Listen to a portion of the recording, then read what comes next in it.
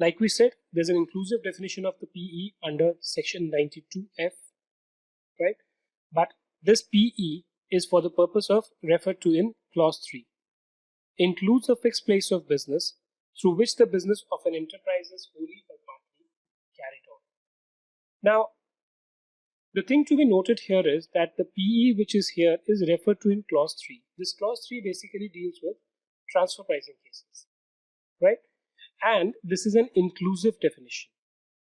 It says PE referred to in clause this includes a fixed place of business through which the business of the enterprise is wholly or partly carried on.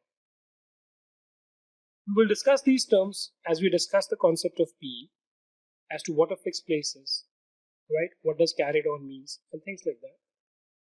But one important part which has also been upheld by the Supreme Court in the context of this section is that this definition is very exhaustive. Since it is an inclusive definition, what the Supreme Court has said is that it will include all type of PE which are possible, right?